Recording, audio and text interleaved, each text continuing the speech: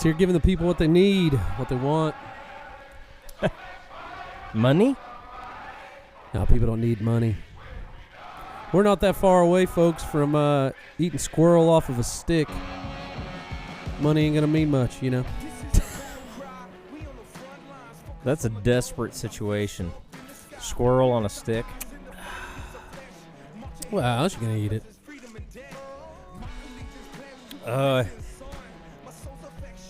We could smoke it.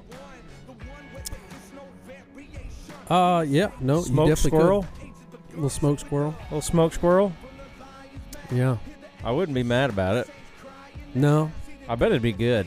Yeah, You you ate squirrel? It's been a real long minute. I've had squirrel. You know, you speak at enough of these wild game It's been dinners. a real long minute. You just eat a lot of things. Did I tell you about eating in, I think I was in Iowa. I don't remember, man. They all run together.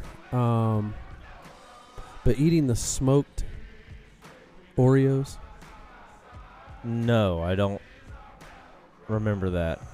How was that? Bacon wrapped smoked Okay, well, see, Oreos. you're introducing other things to it besides. Yeah, no, it took me a minute to process it back in again because it has been a minute. But I did eat a bacon wrapped Oreo. I mean, I'm not mad about it. It was really. I'm not mad about it was at good. all. Sounds wonderful. I know this kind of sounds. The fat from the bacon rendering into the Oreo. Did you dip it in milk? No. Why not? No, it was warm. It was hot. So you it was a put ice wild cream game on dinner. top It was of a it. wild game dinner. They weren't out pouring. A la mode? Yeah, a la mode. They weren't out pouring glasses of milk. Could have been fresh milked milk. It could have been up there in the old Amish country. Yeah. Yeah, straight off. Non-pasteurized milk. Yeah, could have been just straight. I would love to see you drink a tall glass of non-pasteurized milk and then just watch. Bro, in 20 minutes. 20 minutes. You think So I make it 20? we would just like go over and under on this deal, or like, because 20 minutes, I think you're being awful generous with yourself. Yeah, it's bad. It'd be bad. I had a piece of cheesecake last night, and it was a bad deal. It hurt me. Hurt me pretty good. Was it worth it though? That's the real question. You know what? I don't know if it was. Not really, huh? Mm-mm. Wasn't that good of a piece of cheesecake? No, it wasn't that. It was okay. Wasn't phenomenal. It was okay. Welcome back to the podcast. Yeah. Hello, everybody. Glad you're here. You're here. We didn't see you there. Didn't know. Didn't see you there. Yeah, we're back with a brand new edition. Brand new, spanking new, hot off the press. What if the whole podcast was just random song lyrics? Because we're back. Because we're back with a brand new edition. Okay. So I didn't catch it at first. Yeah, no, I knew. Yeah. I didn't catch it at first. Yeah. No, I mean. But that was just the whole podcast. It had to be a follow-up. How many song puns we could fit into one episode? Is that kind of what you're saying? Yeah. It'd be kind of fun. How many song puns can you fit into one episode? Yours would be filled with like audio adrenaline. Yeah, 90s Christian music would be yours, and then unfortunately mine's gonna be Post Malone. Post Malone, yeah, and Morgan Wallen. Yeah, because you're a better person than me. It's some things on the podcast need to be said. Yeah, no, I'm speaking truth, bro. I spoke truth last week. I'll speak truth again this week. Well, speaking of truth from last week, bro. We were thinking with our tum-tums a little bit too much. Everything we do, we try to have a spiritual application to it. And we didn't. Last week we did 50 minutes of just crap. Not crap. Just garbage. We had garbage.com. Months of a hiatus. We're just getting the people caught up. Yeah. It's like on all the things that are important. Yeah, you know. I mean, sorry, you're gonna need that for your face. So no, in a sense, yeah, because like there were some major life updates that needed that to happen. One being that you're in your house. So things are going good. Yeah, things are going good. Update on the show. It was like all the it was like rolling into Sunday night church and getting the praise report. Yeah, the praise report. Oh, such a blessing of Sunday night church. The old praise report. Taking prayer request. Praise. I got praise. I need you to pray for my pet parakeet. Oh gosh, can I tell this story? I want to tell a story. Is this going to segue into our spiritual? Unfortunately, it's not. No, it's not. We'll figure probably it out. not. We can find a way. Oh way. gosh, can I tell this? I want to tell a story. That's okay. I'm sure that the people that are listening, the half dozen, will be permanently affected by this. My best friend in high school. Oh, okay. Oh gosh, can I tell this story? Hold on a second. Let me talk to the Holy Spirit. let me do this. So anyway, while he's thinking about that, I would like to thank our podcast sponsor, Deer Camp Coffee. While he debates whether or not this could potentially ruin our sponsorship from Deer Camp Coffee. No, definitely will not. Definitely will not. We've had it today, and it was delicious. Yes, it was good. It started off the day well. Yeah, and if this is the Final Descent blend, yeah, it's the our medium roast Rise Brew Hunt. It is good stuff. Highly recommend. Good. Highly recommend that you give it a try. Yeah, totally should. Now, DeerCampCoffee.com. DeerCampCoffee.com and a parakeet. Okay, so my best friend in high school, Who is this? Do I know them? Man, bro, you don't know him, and I'm afraid. His name's Andrew. I'm not going to say his last name. Okay. Just to spare him this. Andrew was a little bit of a playboy. Okay. All right. Okay. He's a good-looking guy. Okay. And so, but Andrew's one of those guys that didn't want to date a local girl. Okay. So he always dated somebody from another town. Gotcha. Right. Gotcha. Gotcha. Yeah, that was kind of Andrew's gig. He one of his girlfriends did switch teams. Okay. At one point. Okay. I'm not. What I'm saying is that the experiences weren't always maybe the best for the girl. Okay. All right. Understood. You're like, I am the male species may not be where I need to be. That's kind of what it maybe have been like dating Andrew. I don't know. You did us wrong. I didn't date him, so I can't tell you. Right? All gotcha. Right. But in high school, we're sitting at a Sunday night service, and if you grew up in church, going to a small church, okay, Sunday night was a very short little Bible study. But the front end of it was taking prayer requests and giving the praise report. Yeah. So the things we've been praying for, updates on those, how surgeries answers went.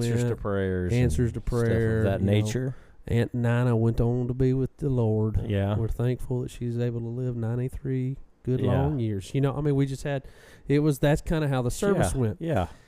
And so people raise their hand, saying, pray for this, pray for this. Well, Andrew's dating a girl. We're in Allen. He was dating a girl from Ada.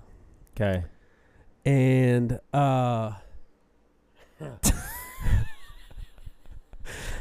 this is juicy. We noticed we begin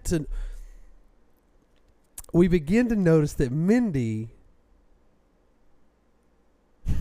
had a little bit of an appearance change. Okay. Okay. Her belly's getting bigger. Oh. Alrighty then. But not like, if somebody's gaining weight. Yeah. Because they, too many cheeseburgers, right? Yeah. This is not like that. It's not like that. Like, we're not gaining weight in other places. It's just her stomach. In the midsection area. Starting to kind of get a little bubble to it. Like a little, gotcha. Okay. And I'll never forget, we were all kind of like, hey, man, nobody's talking about it. Yeah. But you've noticed. Yeah. Because we'd hang, we go to the movies together. We do this together. Because my girlfriend in high school, I dated a girl for 6 years. I wasn't in high school for 6 years. So let me just clarify that. But I dated a girl for 6 years, and so we me and her and Andrew, we were in the same circle, right? So I saw Mindy, fairly regularly. And anyway, she ends up,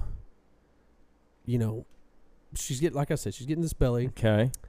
And we're sitting on a Sunday night service, and I'll never forget sitting there, and my friend Andrew raises his hand during prayer request.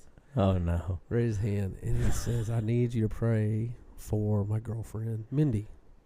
Is she there? No, she's not there. She's not there. No, she's not there. Okay. And we're kind of like, okay. Like, all right, Okay. what's going on? He said, she has a tumor in her belly.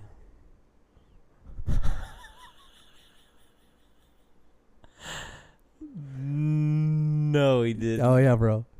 No, he didn't. She has a tumor in her belly. And if you guys would pray for... What are you doing at this moment? It was such... because like you're sitting there processing.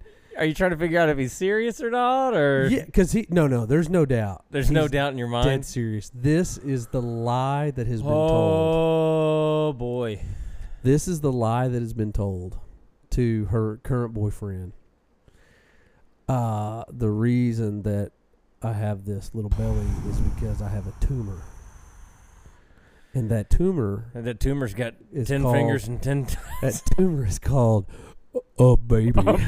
When's the baby do? It's the baby do. What baby? Oh, the pandas at the zoo. Are having Pandas at the zoo. She's clearly, bro. This was the confirmation that was Your needed. ego is prego. Your ego is prego, bud. Like, your girlfriend is pregnant and it ain't yours. Oh, boy. Yeah, so that's the lie boy. that she rolled with. She told my buddy Andrew that she was she had a tumor. He really wanted to believe it. And he wanted to believe it. He wanted to believe Desperately. it, bro. I mean, he's a 16, 17-year-old. Desperately wanted to believe that his girlfriend did not get knocked cheat up, on him. Did not get knocked up by some other dude. Oh, man. And he wanted to believe it, but guess what? He took it to the Lord. He took it to Jesus.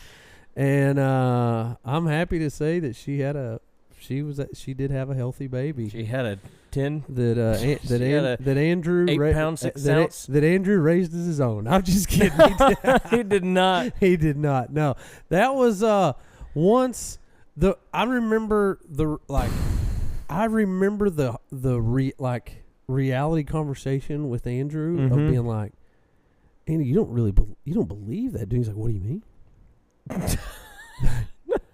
Bro, you don't really think she has a tumor, right? He's like, yeah, she's got a tumor, man. It's like, it's very serious, Brad. It's very serious. I'm like, no, Brad. you're right. It is serious. It's very serious. It's a soul. It is a very serious 10-fingered, 10-toed tumor. It is a being. It is a child within her. She's with child. She's with child. And so and the reality of it finally hit. I was just being like, bro, she freaking lied to me. Oh, man. Yeah. But you know what? Like, it's funny because he was also, Andrew also dated a girl who was her dad was the pastor at Trinity Baptist Church. Uh-huh. And he wrecked her car and then broke up with her. He totaled her car and then broke up with her. That's neat. Yeah. So, Andrew's kind of a scumbag a little bit when it came to his dating repertoire. Relationships. Yeah. Oh, man. Maybe he wasn't always in the up and up. Okay. You know what I mean? Oh, boy. Yeah, so that was my Sunday night prayer request moment I'll never forget. My That's buddy neat. Andrew asking us to pray for the tumor in his pregnant girlfriend's belly. How did the parakeet come into conjunction with that? Just things that you pray for, things that you... You know, bro, doing youth ministry, these kids raise their hands and be like, I need you to... And I mean, it's not that... And they're all... It's just... It's strange because you think about, the things that people ask to pray for, and sometimes, We did a podcast in season 1 called I Ain't Praying for that. Yeah. There's one of our most listened to ever podcasts. Thousands of people listen to that. I ain't praying for that. Yeah. But it's true. Like, you get in there is no small thing, when it comes to what we ask. No, that's exactly right. Pray for.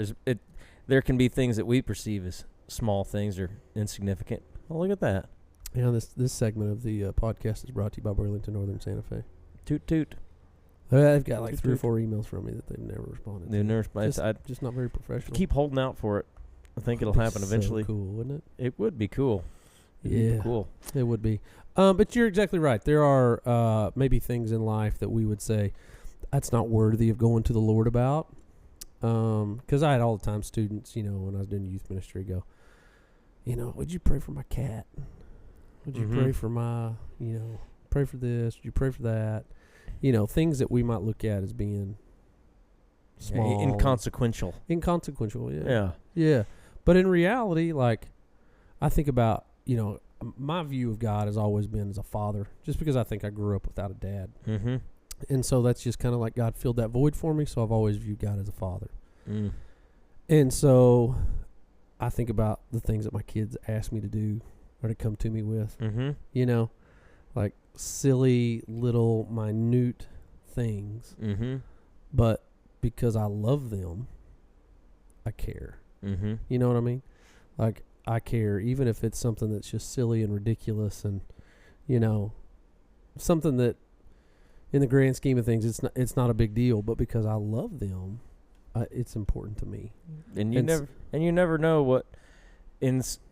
what seems to you to be inconsequential could be drastically shaping the life of that person right there. Man, 100%. Like, who are you?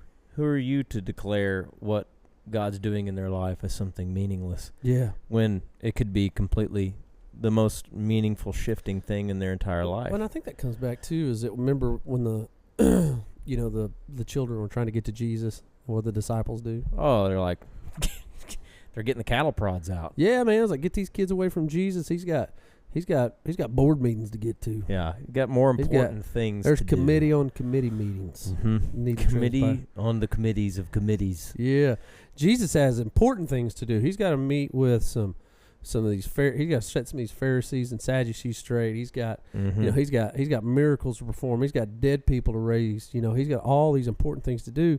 He ain't got time for these little kids and they're ask them to pray for their pet parakeet. Mm-hmm.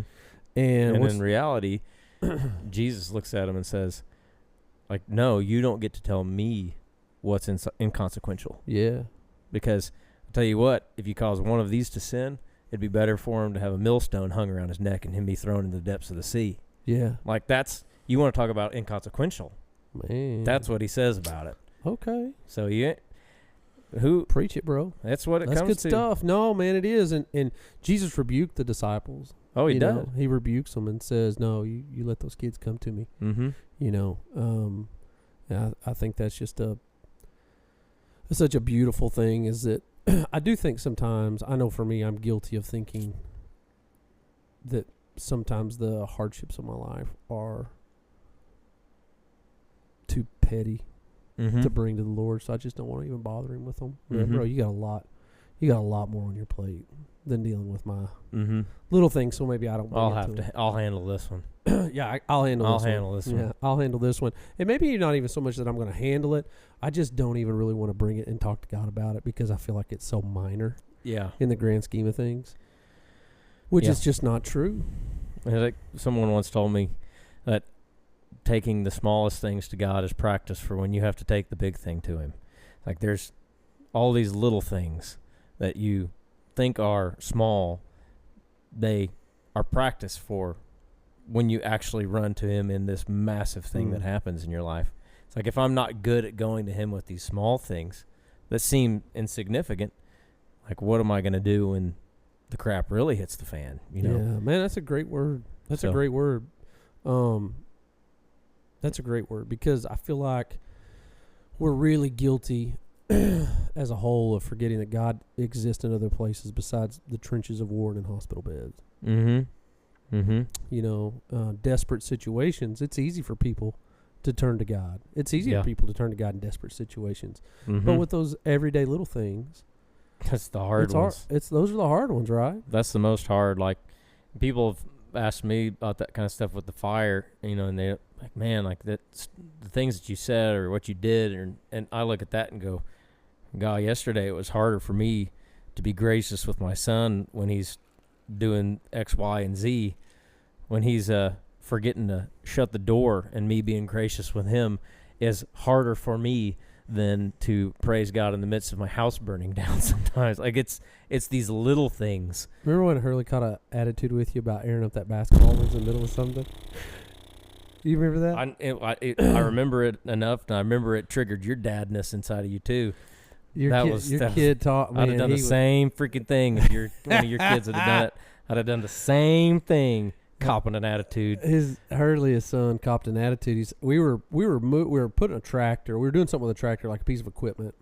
He wanted to play basketball. He's like, Dad, this tire's flat. And he's like, okay, buddy, you just have to give me a minute. The basketball's flat. Can you air it up for me? Like, yeah, buddy, you're gonna have to give me a minute. Yeah, and he asked again, like, Dad, we want to play basketball. Mm-hmm. And you're like, I'm not getting off the tractor to do it. You're gonna have to wait. And like he just like, roll the eyes, slam the ball, throws the ball down, and it rolls up to the blessed feet. The blessed size 15 feet of Brad Clay. Now, what did you do with that ball? I punted that sucker, bro, 70 yards, man. I took that ball and just shook it to hell. Miami Dolphins would have seen that and went, sign that boy up. Sign him today, Sign bro. him up. Sign him today. Oh, man, Hurley looked at you like, what the heck? And you were like, cop an attitude with your dad like that again, see what happens. That's right. And I said, now you can go get it. Now you can go get it. You want to air that basketball up, now you got to go get it. It's got 3 less pounds of pressure in it after because you got an attitude. I mean, absolute. If you let the dog eat on that one. I did. I mean, that's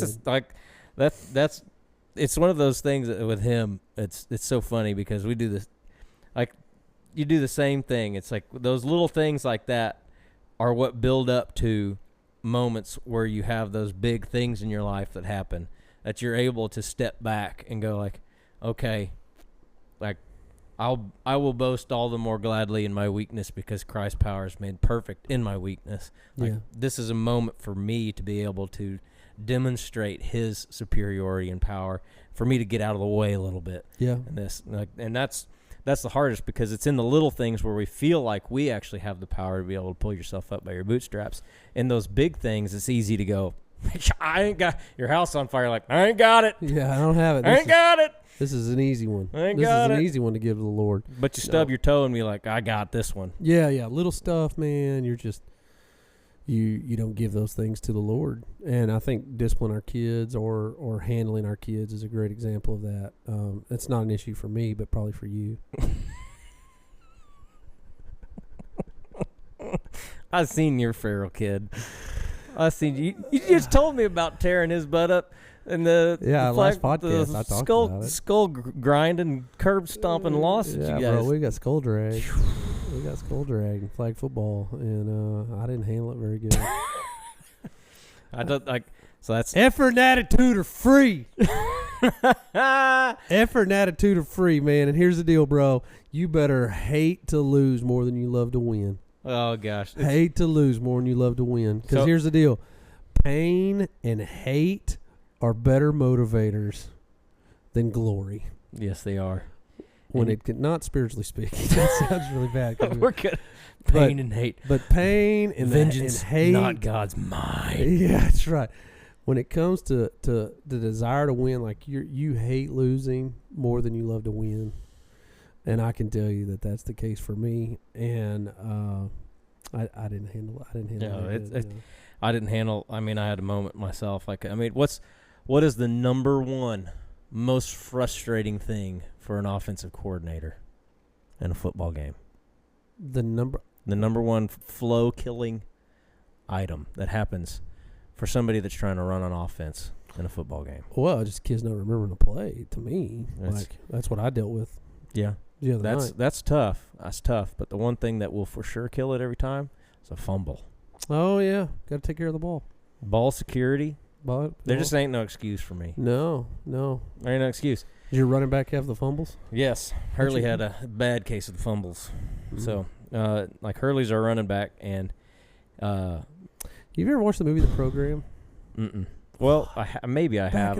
It's been a long time since I've seen it. Oh, Alan Mack. It's been a long time since I've seen it. But oh yeah, but yeah, no, he. Well, they made this kid had a fumbling problem, and they made him carry. They made him carry a ball to school. Really? Like all of his classes, he took it everywhere with him. Oh yeah. And if somebody could get it from him and bring it back to coach, like they got it was a big deal. Like they got a reward. Yeah. And so they're sitting in class, and he'll be sitting there, and he's got to carry it with him. Like he's taking notes in class. Yeah. And guys will come up and pop it out in the middle of class. And it's just like, so now all the football players are diving on the ball, trying to get it in the middle. Desks are flying. I'm sure the teachers loved that. Oh, I'm sure they did. But that's what you did in the program. Yeah. Yeah, that movie. So maybe you make. Maybe that's what I do. Yeah. Say, hey, Hurley's going to go to school, carry this football. Everybody goes talk to his teachers. What fixed it was laps around the bleachers. That'll do it too. That fixed it real quick. One lap of that. It was one of those moments that you're so frustrated, but then you get immediately so proud because like he runs it again. I'm like, all right. Like right as he got back to the huddle, he's heaving like because he just ran around the and he's ticked, because he's got in trouble and he got embarrassed in front of everybody. And he gets back in the huddle. I'm like, you gonna hold the ball? And he's like, yeah. Like you could tell he doesn't want anything to do with me. He's ticked. I'm like, all right, give it to him again. Power left. I formation, power left. Here we go. Make it up. And he runs around that edge. And weak side linebacker kind of catches up with him a little bit and starts to wrap him up like from the back. That's like the most common fumble spot. They start to go down from the back and they knock it out up the back. And he starts to go down and he doubles it up, baby. Clamps down on that sucker. Oh, boy. And just his eyes are closed. I could see him falling, Eyes are closed as he's falling down and lands on the ground. He gets back up and I'm like, that's the way to hold the ball. And he's like, he's so ticked. I'm like, I'm about to give him the ball again. I just want to see him go hit somebody. But that's ball security. That's right. Yeah, ball security. Ball security. Got to have it. Can't not have it. Can't not have it. It's crucial to the game. It is. Absolutely crucial to the game. So, once again, it's easy to give God over the things that are big, but the little dailies. Little dailies.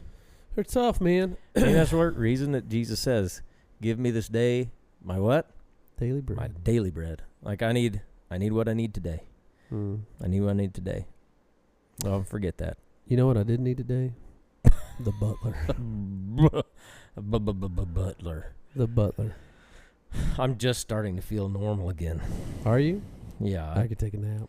It's starting to just feel like I look normal. I look like I could take a nap. I look like a napper. I look like I need a nap. I look like a guy who ain't afraid to just call it a day. Just get horizontal for a little bit. Just call it a day at 2:30. I can't do naps. It jacks me up too bad. Like you were telling me earlier. Like if I take a nap, it's over. Can't do it, huh? I mean, I don't sleep good as it is. I didn't do very good last night. It was a bad decision. Nap was a bad decision for me last night. If I take a nap, it's guaranteed I'll be like that. What's the best nap you remember? The best nap that I can remember. I mean, I really do not take naps. But there's been a time where you're just like, man. I feel like there was one time that I was with you and I took a nap and you're like, you were gone. No, there's been a couple times. And you're like, I remember the best nap I've ever had. Okay. And it was on that porch of the castle in New Mexico. That was a great nap. Because, I didn't really even, the kind of nap where you don't even realize that you fell asleep. But in Old Mexico. In Old Mexico. And you're like, you were gone. That's the last time I remember taking a nap.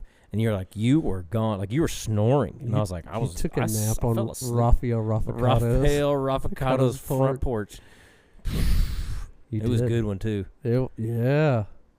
God, it was a good one. I did not nap. One of those nap. naps where you almost wet yourself. It was so good. I did not nap. I don't blame you. I did not. You were on watch duty. I was. It was my turn to be on lookout. You did. You slept really, really, really good. Yeah, I slept hard. You did. I slept hard because I didn't sleep at night because I had somebody cuddling me. Sorry about that. It's cold, bro. It's cold. It was either that or climb in there with jump in the middle of them. Yeah, jump in there Chelsea and what's it? I can't remember his name. Why am I blanking out? It's not Connor. It's not Connor. Calvin. It's not Calvin. Camaraderie. What is it? You're leaving me out to dry. Mr. Stevens himself. Mr. Stevens? Oh, what a jerk. I'm not going to help you. Cole. There you go. See? It started with a C. You did. You gave literally almost every male name. No, I didn't. You gave a bunch. Yeah. There was a few, but I wasn't far off. Yeah, so it was either cuddle with Chelsea and Cole or you. And I chose the ginger route. I chose the one that would least likely get me beat up or Yeah. arrested, Yeah.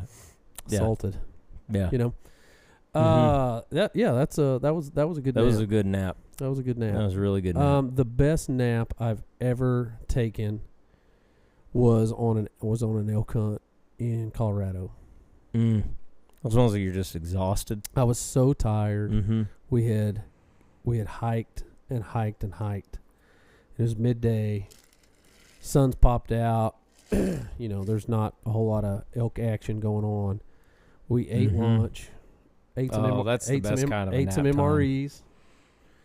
And I fell asleep, and bro, I slept hard.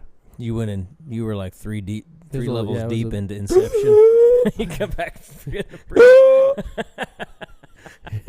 Yes, you wake up, you're just, you know. They're like, you didn't breathe for like a whole 2 minutes straight. We thought you died. Yeah, that's Mark Hudson. Yeah. Man, you talk about snoring, bro. Mark Hudson, one of the guys on our staff. Dead. That cat, man, it's not healthy. We were in Las Vegas at SHOT Show, and I was rooming with him. And, man, I made a mistake in not getting to sleep before him. I can't do that. It was like 3:30 in the morning, man. And he just... I'd left. I mean, the sheetrock is shaking. It was so bad. And at one point, he's got really bad sleep apnea. And at one point, he is 45, 50 seconds of nothing. And I remember being like, all right, he's dead. I can sleep now. No, and I was like, well, it's 4 a.m. It ain't going to matter if I call his wife now or I call her at 8. He ain't going to be any more dead. He's going to just be a little bit more stiff. 4 a.m. or 8 a.m., there ain't no different. I like how the thought to resuscitate's not even No, bro. existent. Screw that guy, bro. He's dead. Screw that guy, man. He gone. And so there ain't a chance in the world I'd resuscitate Mark Hudson after you've done that to me all night. Oh, you know? man. And so I was just like, I was like, all right. And I just like closed my eyes, and then he's like, and I was like, gosh, dang it, he's still alive, you know? Isn't that horrible? Man. I wanted Mark to be dead. At 4 a.m. in Las Vegas, I wanted Mark Hudson to be dead. I'd have been gone. I'd have been like, sorry, buddy. He'd have woke up in the morning, and I'd have been out. Yeah. I'd have been out. Can't do it. Yep. No, man. I need my sleep. Can't do the. I need my sleep. Can't do it. I need my sleep. I'm telling you, there's a nap. I'm gonna take a nap today. That's good. It's about prime nap territory at this point if you're gonna do it. So you're not. Thanks for listening to the podcast, everybody. I appreciate it. We're gonna cut this one short. Just shut her down. Shut her down. Shut her down. They had to shut her down. What else are you gonna do? A rotary dirt or. What else are you gonna do? What else are you gonna do? Nothing. There's nothing you could do. Nothing you could do. That's good stuff. Yeah, that's good stuff. Well, that's good stuff. How are we looking for getting a deer season ready? How are you doing? Let's talk about something else. You got all your feeders out and cameras and stuff, and have you seen any yet, or? If they ain't been in my backyard, bro, I ain't seen them. You're as far as I am on it. It's so bad, man. And I don't understand your reasoning. I don't have great reasons. Because my deal is I'm 3 hours from mine. No, I'm not saying that. You're 3 minutes. For me, it's just not a priority item at the moment. It's just not the thing. You're just that typical. Just going to do it at the last possible second. You're just that typical deer hunter, man. I'm not. You're not wrong. I know. You're not wrong. You're not wrong. All the real hunters, all the real TV show hunter guys, they've got all their deer mapped out. They got them all named. They got the whole thing, man. They've been feeding them for months, man. They're sitting out there every evening watching them come into, these pivots and all this stuff. And boy, Brad Clay has done absolutely nothing. That's fine. Nothing. You represent the regular. You represent the me's of the world. That's you. That's you. You're that guy. You're our spokesman. And that's why those other guys are a lot better hunters than I am. I mean, they just No, it's because they don't have 4 kids that all play sports simultaneously. That's true, man. We are a sports family. Played football in college. My mom and dad played sports in college. My grandpa played sports in college. We're a sports family, and the gene. I'm not saying my kids are all going to play sports in college. I'm not saying that, but their desire to play sports is something that's carried over, and it's very, very important to them. And so my oldest son, Matthias, he goes to Oklahoma Christian Academy. They play fall and spring baseball. He is started ever since he was a freshman in high school on the varsity team. He's a sophomore now. Starts in left field, crushing the baseball. Just smoking, dude. Batting almost 400. Which is crazy. It's awesome, man. I mean, 400. Yeah, 50 plate appearances. He's sitting right around 400. Just playing awesome. Speed, smart. Just a really, really good baseball player. And so he's doing that. And my daughter Ava, she's on the Oklahoma Energy soccer club. Is the club she plays for, and she's on their ECRL, which is their regional team. And so like last weekend, she played Saturday morning in San Antonio and Sunday morning in Austin, Texas. World travels, man. And then traveling. She's also doing cross country. Now there's a sport your boy didn't ever want to run. No, I didn't want to participate in cross country. You want to go run for fun? No, man. That ain't my gig. So she's doing cross country, and she's what's chasing me? Yeah, honestly, too, it's gonna have to be really big for me to run from it, bro. Like, cause I might fight it. I have a better chance of turning around and fighting. A lion, I'm just gonna fight you. Mm-hmm. Like me and you I can bite back too. Mm-hmm. Do you ever wonder how people? And, somebody's listening to this and your family member was killed by a dog. I apologize. Yeah. But they're not apex. Mm-hmm. I can see a sneak attack. Have you ever seen some of them cop dogs? No, man. You were going to go up against like a full-grown German Shepherd at a full tilt run, hits you, gets a hold of you. Do I see him coming? I don't know. Either way, I think either way, you see him coming or not see him coming, he's not going to be fun. I mean, I don't. Hitting me ain't going to be fun. No, hitting any full-grown man. Like I've seen they running away from him and they get him hit. Like I'm talking, you've seen the videos. I've seen it, but I'm telling you, if I see you coming and I know it's coming, all I'm trying to say is, a dog ain't killing me. Mm-hmm. A dog ain't killing me. Mm-hmm. German Shepherd, he ain't killing me. You're seeing like those really giant, like bull mastiffs. Cal's got a big bull mastiff. Some of those, an Aikido or whatever they're called. If I can get to your backs, I'm gonna kill a dog. First off, I'm biting you back. Mm-hmm. Like I'm tearing flesh. I'm not biting to make you let go. I'm taking chunks of you. Mm-hmm. Right. A dog's not killing me. Mm-hmm. It's not happening. Okay, so what's the threshold then? How many dogs? No, not how many dogs. This isn't like a rooster situation. It isn't a chicken thing. I've already established that number solid at 500. You're so stupid. We're talking You're about such a freaking idiot. What's the next level of like what do we? So a dog doesn't do it. Nope. What's the next species up that we're like might die? Well, you get hit by a mountain lion. No, mountain lion kill you. Yeah. I mean 200 pounds. I mean a cat period is. It ain't gonna be fun. They go for. I mean, they're going for your throat. You know what I mean? I'm still gonna fight. Well, like wolves, like a wolf. So I've seen timber wolves. Mm-hmm. With my own eyes in the wild. That's a big animal. It's a big dog. That's a big animal, bro. Mm-hmm. That'd make you nervous. I would not. But the thing is, you aren't gonna face one wolf. No, you're not. You're gonna face a pack. You're gonna face a pack of wolves. So.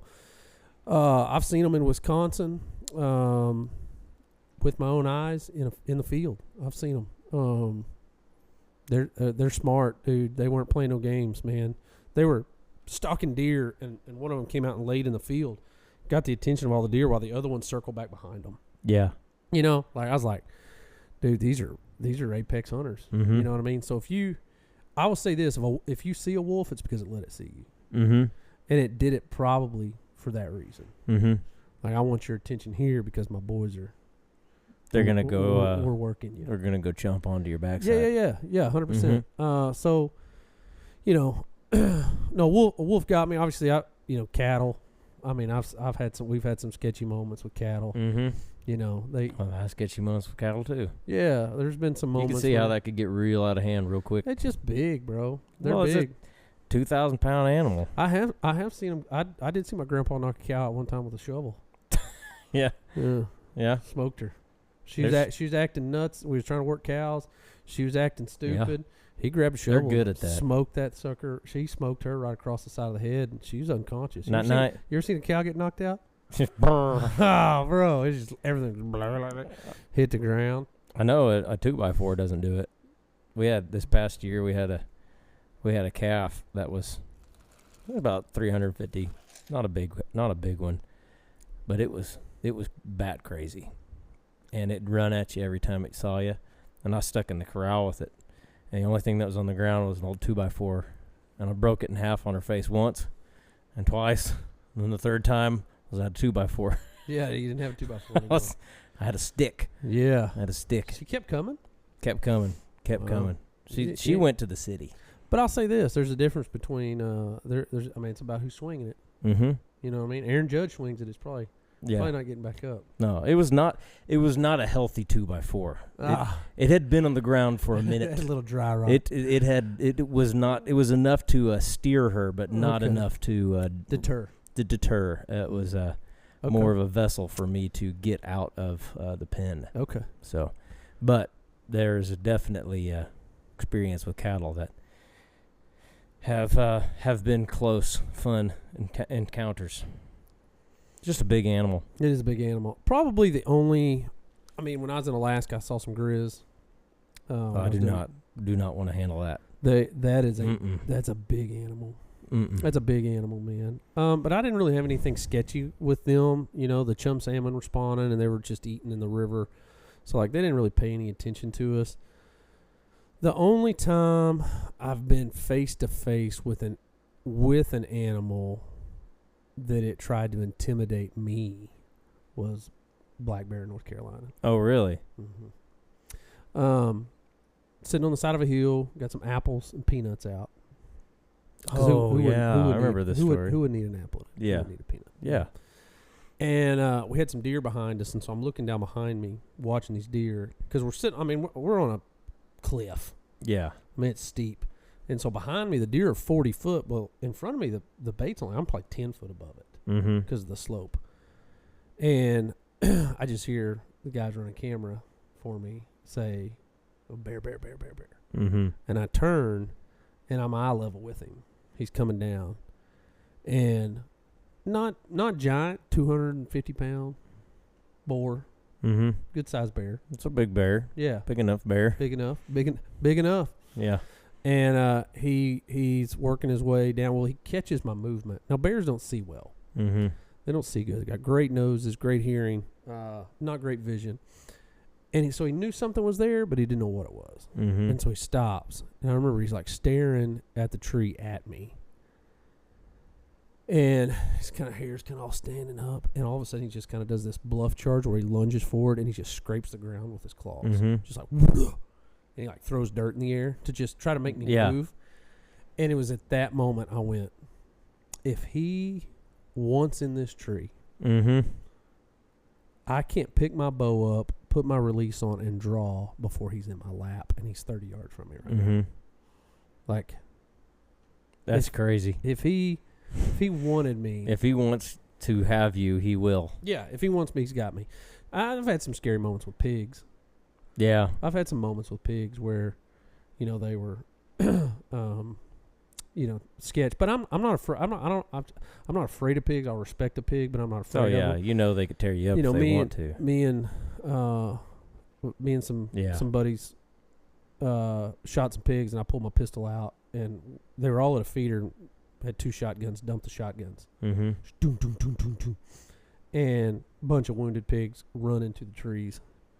Well, I just whip my 45 out and I just start going down the trail and I'm just popping them in the back of the head, chasing them down, just patch but I mean, there's just a healthy respect. But coming full circle back around, I'm not getting killed by a dog. Mm-hmm. It's not happening. Yeah. I don't even have any idea how we got there. I don't know either. That's fine. That's most of the conversations that we've ever had. How did we I don't get know. to this I don't know point? how we got there. I can just tell you, I'm not going to get killed by a dog. Yeah. I'm just not going to. That's fine. I'm not saying it's not going to hurt me. Mm-hmm. I'm not saying I'm going to spend a couple days in the hospital. But your Just boy is coming ain't out going down with it, huh? Your boy's coming out victorious. Mm-hmm. There you go. 100%. That's a good piece of information for anybody out there that's got a trained attack dog that wants to give it a good old whirl.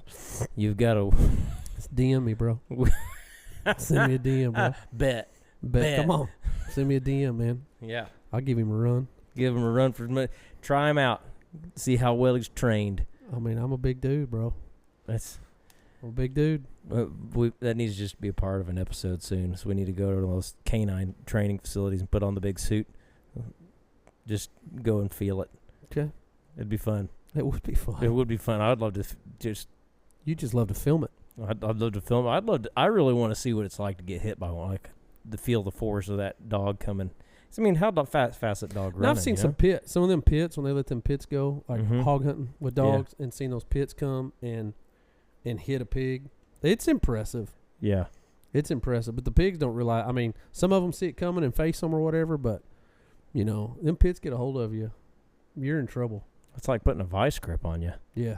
That's not good. Yeah. But like I said, man, I'm biting back. I'll take your eyes out. I'll take every part of you. I mean, we gonna tango. Yeah. I know the most sensitive areas. That's true. That's true. That's true. I may be initially clawing at you, but then my brain will kick in, and yeah, that's when things will get bad. Yeah. My high school football coach used to say, when you got them by the boys, their hearts and their mind will follow. Oh, that's one way to do it. It's true, bro. That's one way to do it. That applies in a lot of ways, man. That's one way to do it. When you got them by the boys, their hearts and minds follow. There's something spiritual in that. Is there? Oh gosh, I'm not 100% sure. I'm not somebody. There's a life lesson in that. I'm not going to be the one. There's a life lesson. I'm not going to be the one to find it out. There's a life lesson. I don't know about a spiritual application. Spiritual application. There's how do we bring that? Life lesson. How do we bring that full circle? How do we bring that into a full circle episode of the Finals and Outdoors podcast? I guess it's about surrendering all to the Lord. It's about surrendering all. Like what? Everything. Everything. Mm-hmm. All the things. You are my all in all. Yeah. What's your honestly? What's your favorite 90s worship song? Worship song? Yeah. My favorite 90s worship song. Is there some songs that just, what's your favorite? I can tell you the one that like most most deeply impacted me, and it was because of the music video of it. Oh gosh. It was the Awesome God music video. Did you ever see that? Like Matt Redman? Like the Our God is an awesome God, He reigns. Yeah. So it's like that 2 a.m. Remember that paper that remember that paid programming? Yeah. Millions of lives have been transformed by the power of No, it was live worship. So I remember the video, and I'm like, our God is an awesome God, He reigns from heaven above. So I remember with the music video. Love. Our God is an awesome God. The music video is like this. It's like set in the future. So like this is in the mid '90s. You're just like they're in like Star Trek spaceship. Like the doors are like like opening like that kind of stuff. Okay. And there's a dad, and he's in like a prison cell, and his like son is like there talking to him. You've never seen this? No. Well, you can. It's one of those things that's in the context of like there's this dad is enduring the persecution, and it's like he's going to be executed, but he's not going to allow himself to kowtow to the. I feel bad for making fun. No, I wasn't making fun of the song, but I was singing it without the proper reverence. Well, I feel like now. I remember watching the music video and going like, golly. And as like a kid, you're like, is my dad going to die?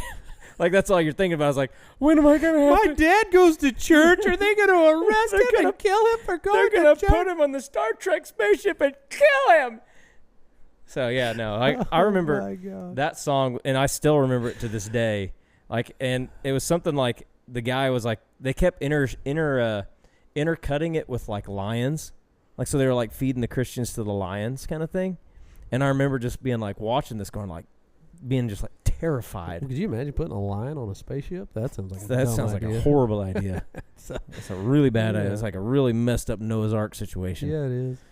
Yeah, no, like, I remember that was probably the most deeply impacted I was by a worship song in the 90s. But it wasn't because I was like, man, God is good. I'm like, I'm scared. I'm going to be an orphan. But yeah, no, there's that. But okay. Yeah.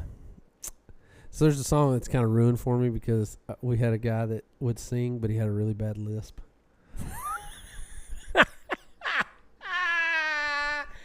You should pick a different thing. When his S's, he'd a whistle. Oh yeah, so he's a whistler, right? So he's like so there's songs that he would like a Mongolian throat singer, or so he would sing, bro. And there's certain songs that you ruined for me forever because I can't like even hear it today. It'd be like, Jesus, lover of my soul, Jesus, I will never let you go. Oh no! Oh yeah, Jesus, lover of my soul. And so it was just so bad. And so I can't, like, there's certain songs that he would sing and he carried that S so heavy. He knew it. Was he trying to like hit the pitch? Yeah, was he at least on key with his whistle? Yeah. Yeah, it's kind of a talent when you really think about it. It wasn't, man. It wasn't. The old Christmas cantata. Yeah. He's up there, you know. We wish you a Merry Christmas. We wish you a Merry Christmas. We've got to get a different guy. Gotta get it. We got to find a different guy. Sorry, what seems to be the problem? Oh, gosh. Yeah, so there are certain songs that were ruined for me because of those situations. But probably, honestly, the most, like, impactful was I Can Only Imagine. Mm-hmm. It's a big one. Yeah, you and Mercy like Me. A major, do you know, giant chunk of the world. Do you know who played First Baptist Allen's disciple now in 1995? Mercy Me? Mercy Back Me, in baby. the day before it was a thing. 1995. We had Mercy Me and old Bart come rolling into town. Oh, yeah. Played First Baptist Allen for like 35 kids. Yeah, they're kind of a big deal now. I remember one of the most impactful songs for me was an Audio Adrenaline song. But that, you remember Hands and Feet? Like, I want to be your hands. Yeah. Like that song, like it was a meaningful song, but then I took that song and I cut it to a mission trip video that we did. Oh. And it was like, it's bigger than you think it is. I remember watching it and going like, I'll always associate that they don't serve breakfast in hell. Changed my life. No, yeah, they didn't. They don't serve breakfast. They don't serve breakfast in hell. I'll never forget that. How's that? What's that? How's the rest of that get? When the people find you, let the song remind you that they don't serve breakfast in hell. Yeah. Oh man. Newsboys before they spinning drums are what baby. They know. Do you remember? Were you at the concert where they built the big dome and the disco ball from the Entertaining Angels album? And it fell on the dude's head. No, cut him open. I wasn't there for that. That was a bad deal. I got free tickets to that concert because it helped set up the dome. It was a blow-up dome. You were a part of setting it up, and I was a part of setting up the dome. I set up the dome, and it fell. And we're out. And no, the dome didn't fall. Like the disco ball that they hoisted up, like the chain broke or something like that, and fell on the lead singer. You don't feel like there was a chance that you had anything to do with it? Oh no way. No way. No way. That was like part of the trussing. Like that was like the rigging crew or something like that. Are you sure? I do remember the whole time the song that was like I mean, was there a moment where you're like, that could have been my fault? Oh no, I remember thinking like that's a lot of blood. Cuz he like tried to keep going and he's like it looked like a staged WWE scene. Like the dude is gushing. Like when you get cut on the face, head injuries. You get cut on your head, it is not playing around. Like there's capillaries are very volatile there. So like he was gushing blood. They don't serve breakfast in hell. But you know who was also who was an opener for the Newsboys? Opened for them? Opened for the Newsboys at the Dome concert. I can't remember what it was like. I don't remember what the concert was, but it was the Dome concert. It was the first time I ever heard them, and I instantly was like in love with it. Hold on. Skillet. No, not Skillet. Is this a little predating Skillet? Predating Skillet. Mm-hmm. I would say even maybe possibly a little bit of a precursor to Skillet in a way. I don't know. Jesus will never let you go. You remember that song? No, I don't. Jesus will never let you go. There's a band called Whiplash. I don't know Whiplash. You don't remember? Oh my gosh! If I played the song for you right now, you'd be like, "Oh yeah, I remember." It's not the Supertones. It's not Supertones. Oh, that was one of my favorite concerts I've ever been to in my entire life. We were in the same room together. We didn't know one another. The OC Supertones I'll never concert. forget that couple was making Sly's out. Alter Ego. Sly's Alter Ego. And there was that couple that was making out at the back of New Church. Yeah, and sounds about right. They were just sucking face at the Christian concert. Sucking face. I'll never forget it. They were just like in the middle of the Christian concert. They were full blown make out. That concert was so funny because the Hands church were wandering around the equator. It's a bad deal, bro. Hey, don't touch me there. This is my no-no square. Yeah, no, that's that concert. New Church was like that was like right after we moved into that new building. Yeah, and a big the carpet was brand new. Ruined it. Ruined that carpet, bro. OC Supertones ruined that concert. Supertones strike back against your carpet. That's right. That's what they killed it. That was such a good show, dude. Bro. It was the best. That was one of my first concerts. I remember like giving out the surfboard and throwing it in the crowd, and he like literally crowd surfed. What was your first concert ever? That was definitely the first one I remember. Yeah, I take it back. That's definitely the first one I remember. The first one I went to, this is horrible parenting. Mm-hmm. I went and saw Hank Williams Jr. and Willie Nelson at the Zoo Amphitheater when I was 4 years old. Wow. You saw things. I saw things. I saw drug use.